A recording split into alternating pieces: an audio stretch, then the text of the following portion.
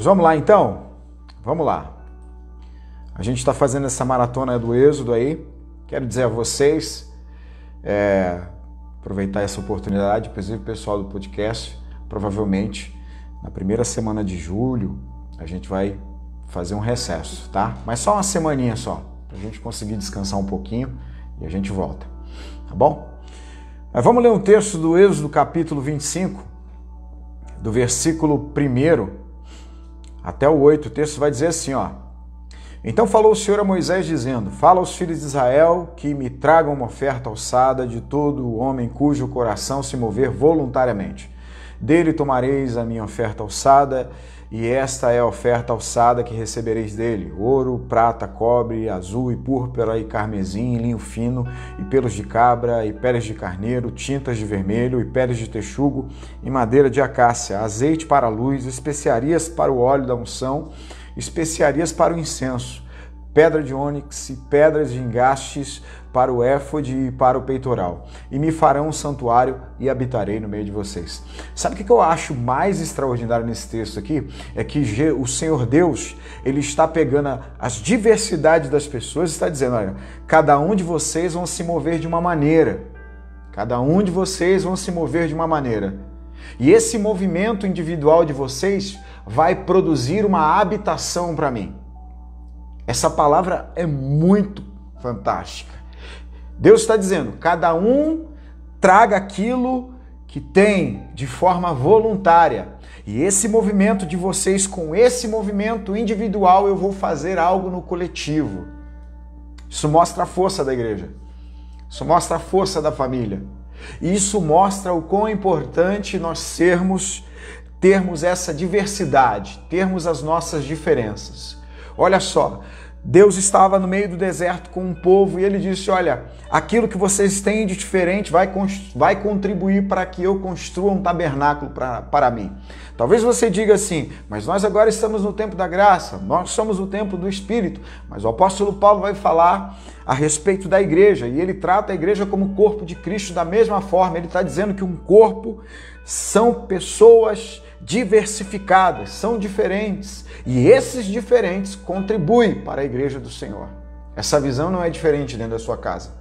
Essa visão não é diferente no teu trabalho, na tua empresa. Essa visão não é diferente no seu ciclo de amizades. Você precisa entender que essa diversidade, ela é importante e é necessária. O quê? Porque através de indivíduos diferentes se constrói algo extraordinário. Deixa eu melhorar essa fala. Através de pessoas diferentes se constrói coisas extraordinárias, coisas grandiosas. Às vezes o seu pequeno, junto com o pequeno do outro, junto com o pequeno do outro. Olha, deixa eu falar uma coisa para você. Nunca menospreze pessoas que caminham contigo, por menores que elas sejam. Sabia disso? Porque às vezes você está caminhando com alguém que não é tão grandioso assim. Mas esse alguém que talvez tenha algo tão pequeno, é alguém que vai ser uma chave na tua vida em um determinado momento. E eu não estou falando de gente que só te dá prejuízos na vida, porque tem pessoas que só dão prejuízo. E aí quando você vai fazer a conta não fecha. Se a pessoa dá muito prejuízo, se afasta dela, mantenha distância, estabeleça limites. Agora é importante a gente não olhar apenas para as pessoas por aquilo que elas fazem de extraordinário. Ou talvez hoje você precisa muito de uma outra coisa que essa pessoa não tem hoje para te atender. Mas não mande ela embora da tua vida. Olha só, eu vou até ir por outro caminho aqui, mas deixa o Espírito Santo ministrar no teu coração. Lá no livro de 1 Samuel, capítulo 30, se eu não estou enganado, o Davi, ele tem suas casas queimadas juntamente com os seus homens. O Davi perde mulher, perde filhos, perde tudo. E aí ele ora a Deus e pergunta a Deus se ele deve ir atrás dos inimigos. A Bíblia fala que Deus diz a ele, vá atrás dos inimigos. Ele sai em busca dos inimigos e no meio do caminho ele encontra um egípcio. Dado quase que morto esse cara estava. Sabe o que Davi faz com esse egípcio?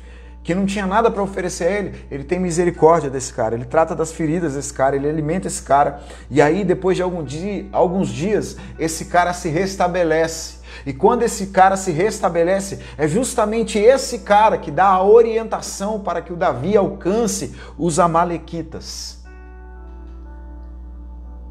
Não menospreze pessoas, porque às vezes você tem alguém do teu lado aí, que talvez nem é tão grandioso, mas eu acredito que existem pessoas que estão caminhando conosco, que num determinado momento, num determinado tempo, elas serão de grande valia para você.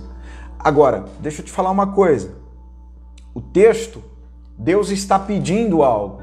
Deus está pedindo algo para esse povo que está no deserto. E aí, por que Deus está pedindo? Deus só pede para você aquilo que Ele sabe que você tem. Porque talvez a gente parar e pensar assim e falar, mas está no meio do deserto. Como Deus pede ouro no meio do deserto? Como Deus pede prata no meio do deserto? E não quero falar de valores materiais, não me entenda mal, tá bom? Eu estou usando o texto para abrir a sua mente, expandir a sua mente. Porque às vezes o que Deus pediu para você é um tempo maior de oração. É um tempo maior de meditação na palavra. Talvez o que Deus pediu a você é um tempo maior no serviço. Talvez, vou falar o que vai te assustar, o que Deus pediu para você é um tempo maior na tua casa, cuidando da tua família, cuidando dos teus filhos, cuidando do teu cônjuge. Talvez o que Deus pediu para você foi para você abrir mão de alguma coisa que Ele não quer que você não faça. Não que os outros não façam, que você não faça. Às vezes Deus pede coisas específicas para nós. Às vezes sabe o que Deus pediu para você? Para você passar por um grande desafio, para você passar por uma grande prova. Lembra dos meninos que foram jogados na fornalha de fogo ardente? Por que Deus pediu isso a eles? Por que Deus permitiu isso na vida deles? Porque Deus sabia que eles iriam sobreviver ao fogo. Por quê? Por causa da força que eles tinham em Deus, por causa da fé que eles tinham em Deus, por causa da sabedoria que eles tinham em Deus, por causa do compromisso que eles tinham em Deus. Deixa eu te falar uma coisa, Deus só vai pedir para você aquilo que Ele sabe que você pode entregar, aquilo que Ele sabe que você tem. Talvez a tua luta hoje é uma luta grande, talvez você pare diante de Deus e fale assim, Senhor, eu não dou conta, eu não... Consegue sim. Você dá conta sim, se você olhar para Ele, somente para o alvo. As coisas vão vir, as coisas ruins vão passar. E você vai manter o seu olhar no foco, no propósito. Sabe por que Deus está pedindo essas coisas no meio do deserto para essa gente? Porque Deus lá no Egito havia abençoado eles. Olha que palavra, cara. Deus deu graça a eles lá no Egito e os egípcios abençoaram eles.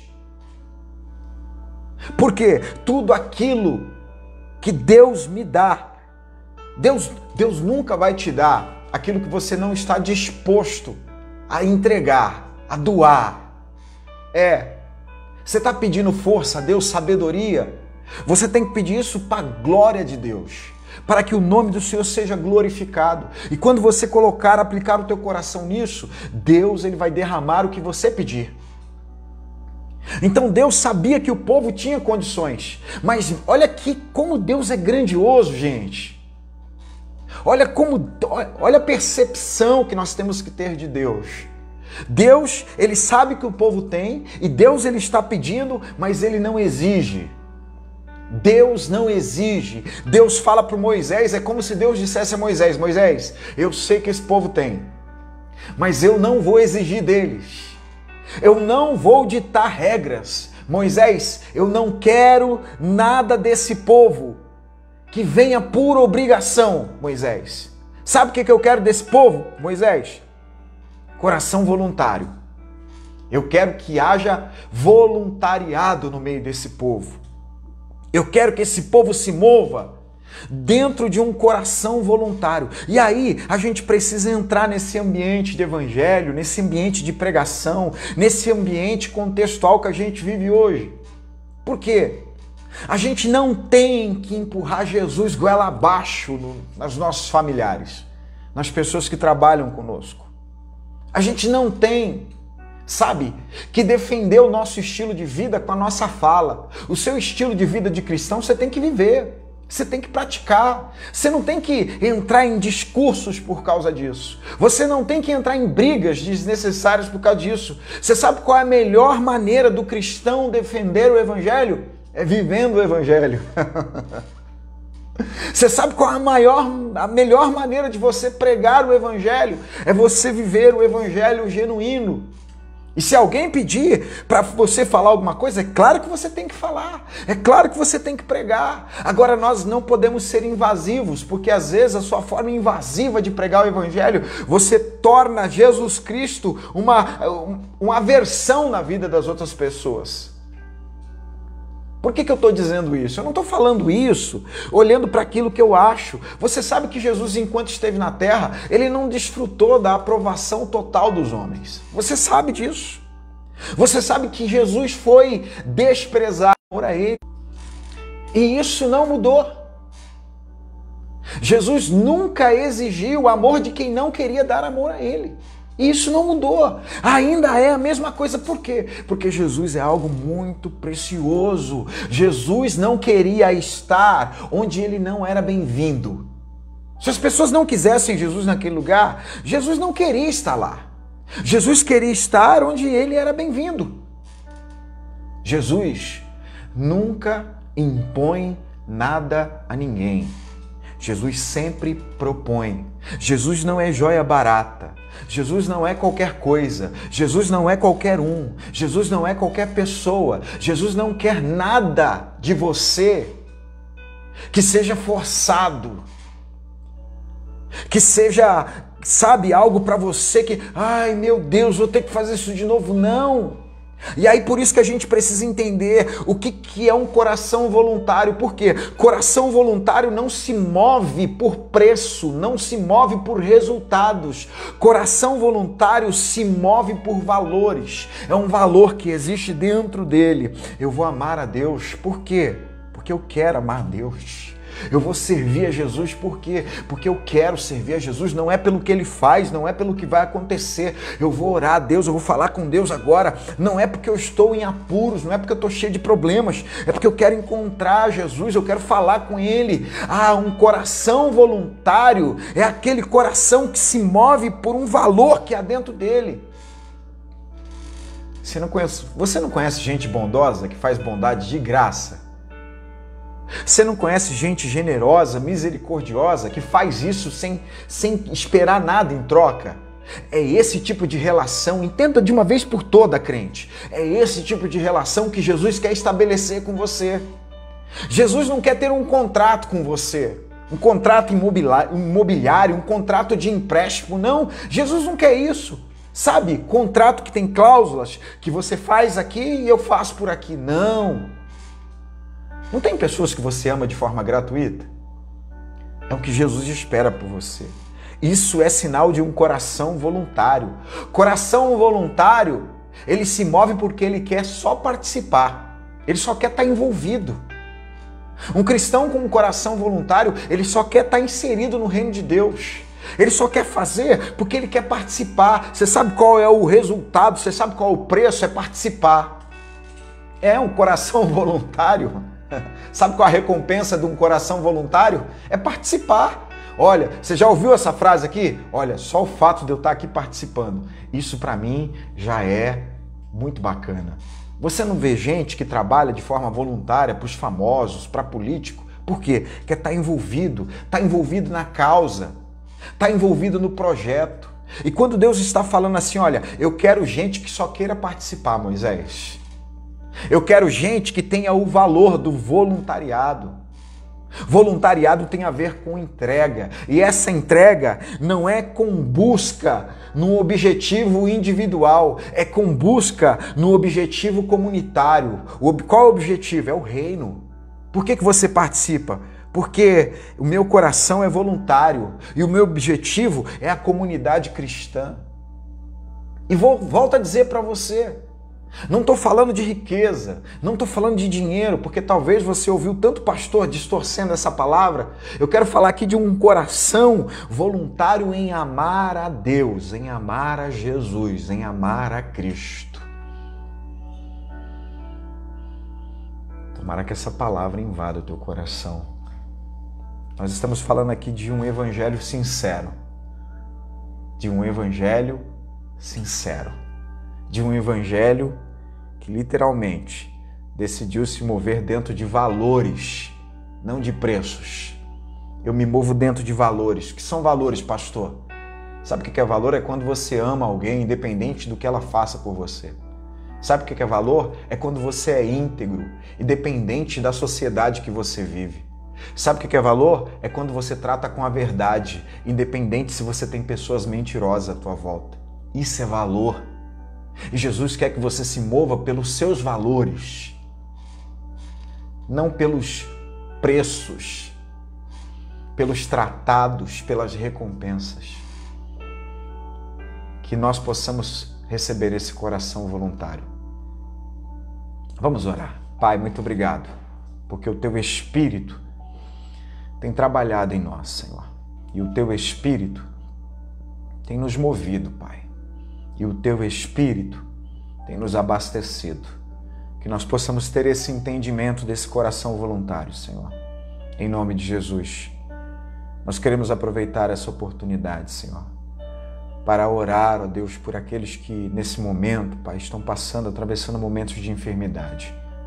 Por aqueles que nesse momento estão passando por momentos de luto, Senhor. Como a família da Daiane, Senhor. Que Tu possa consolar os corações, ó Pai. Por aqueles que estão passando por momentos de perdas, desemprego. A gente sabe que essa pandemia, Senhor, tem desestruturado vidas, tem levado entes queridos, Senhor. E nós, como igreja, temos a responsabilidade, Senhor, de ter esse coração voluntário para orar, ó Pai, por gente que a gente nem conhece às vezes. Mas tão somente dizer assim, Pai, visita aqueles que estão nos hospitais agora. Visita aqueles que estão no velório agora. Visita aqueles que estão sepultando famílias.